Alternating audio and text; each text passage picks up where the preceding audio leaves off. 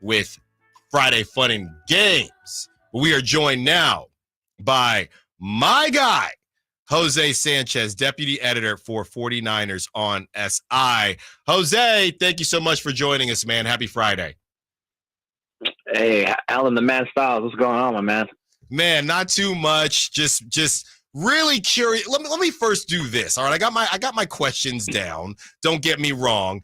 What did you think about yesterday? And I know we go back and forth with, are you technically a journalist? Are you just a content creator? There's a bit of a beef between YouTubers and people that work for literal outlets. Jose, there was some madness yesterday with, it's a done deal and the Brandon Aiyuk thing. What did you think about that mess? All started by Colin Cowherd with some eye emojis. What did you think about that, man?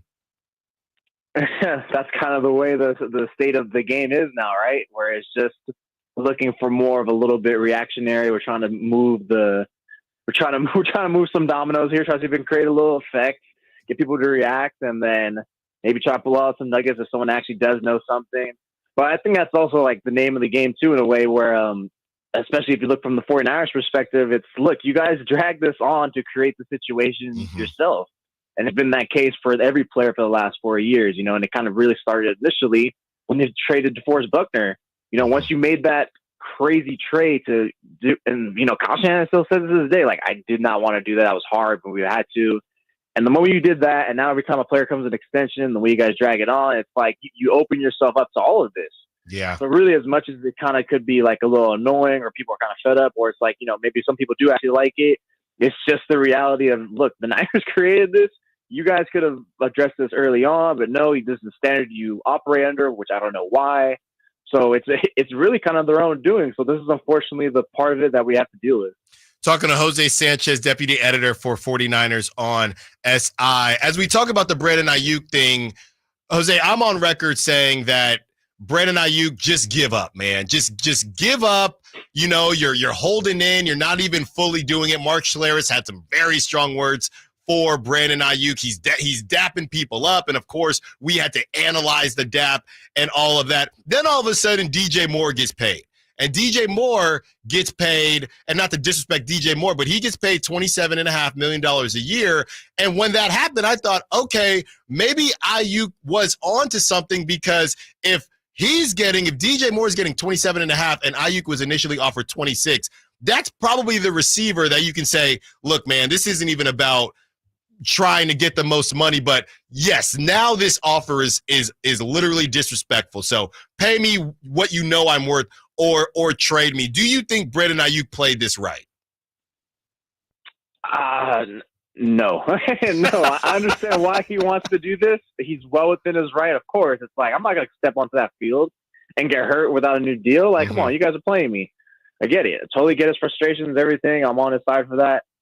However, he has to read what hand he's been dealt, and the hand he's been dealt is controlled by the 49ers. The Niners are the dealer; they know all the cards. It's like when you go to the Vegas casino, it's like, "Is this a 21?" Right? And they're like, "No, it's not a 21. You're gonna bust, and I already know you're gonna lose. I'm gonna win." So that's pretty much the 49ers, dude. But Brandon Aiyuk does not have an inkling of any leverage here.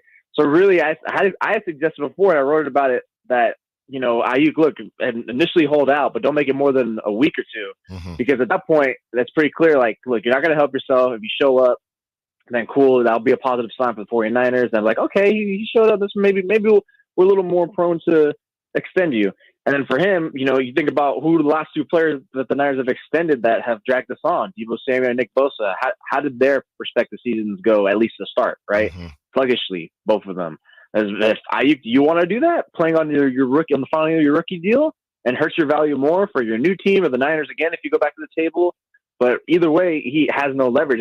It's not going to work. Like, I get he's an integral part of the offense. He's great, especially for passing wise. But look, compared to him and Trent Williams, who's more vital? It's definitely for Brandon Aiyuk compared to other players. Trent Williams compared to other players. So Aiyuk is just it's a bummer. Especially because the DJ Moore deal, like, that's something I think, like, that's a good ballpark. Like, okay, he could probably beat that 27.5 salary, like give him 28 or 29 and call it a day. And then I think it also goes to the guarantees too for him. Like what is it? DJ Gamora got 82 or 83, something like that. Mm-hmm. So how do you bridge that out between him and the next player? So it's all these like little like intricacies and these details in these contracts that they're probably holding over. And like for Aiyuk, he's probably still hung up on like, nah, I want more than that. I want Amon-Ra money.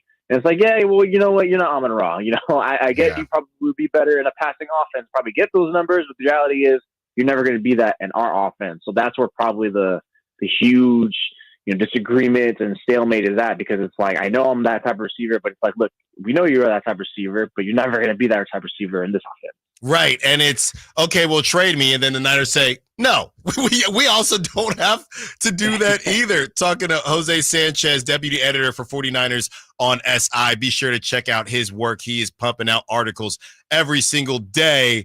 Now, Jose, you brought up this name, and we're just going to, I think nobody is worried, but we can discuss it anyway. How does Tristan Wirfs' deal change the Trent Williams situation, if at all? Should Niner fans be worried about Trent Williams getting his money, or is that's just a matter of time? I think it's a matter of time.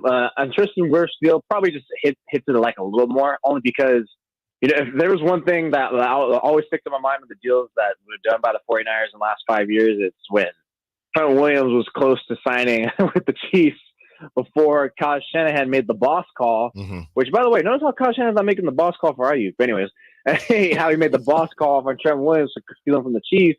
It was literally hung over like on six figures on his average salary. That having the AAY or average salary like be like, oh, top position, just that flex, that prestige, even though that a player might not see all that, means so much to these guys because they do have an ego to a degree. So Trent Williams, look, he pretty much was making like 23, 24 million a year. And then you got Tristan Wirfs is 28.1. If you're the 49ers, like, look, you were going to make all this money the next 3 years. What we're going to do is we're going to upfront that. We're going to guarantee you that, and it's going to average out to higher than average salary than they're making now. So I'm seeing, okay, pay raise, and we're going to increase it. We're going to make it guaranteed because Trent Williams has no more guarantees on the deal. So for him, it's like, I need that security, brother. I need that now. I think what a hang up is, especially right now, that's taken so long, because like, no brainer, give him what he wants, right? He has all the leverage. He's way more. Without him, our offense is a little screwed compared to losing Aiyuk. I think the hang up is he might be looking for an actual year or two extra on his deal. Like, he might be actually looking for a real extension. And I'm not sure if your 49ers are like, you know what, Trent, you're 36 years old. You're going to be like, you're already going to be 38 at the end of this current deal. I don't know if I'm comfortable with that. And I get it. You're still playing at a high level, one of the best, but like 2 to 3 years from now, who's to say? All it takes is one random year or one injury to all of a sudden like make your gameplay steeply decline. So I think that's what a huge hang up is like they're just talking about the years. But in terms of like worrying like how long is it going to take? Is it going to be ready? Like I'm not worried about him. Trent Williams for the last few years in camp hasn't really been heavily participated anyways. But I just would like to see him probably get the deal done within the next 10 days. At that point, okay, cool. You have a month in advance to get ready for the week one, and all of a sudden now we can kick this 2024 run. Jose Sanchez, deputy editor for 49ers on SI. Be sure to check out his work and follow him on social media. Jose, thank you so much, man. Happy Friday, and enjoy your weekend. Oh, thank you so much, Allen, for having me on, brother. I'll catch you around. Coming up next, we talk about who's hot and who's not, and we go streaking. Carmichael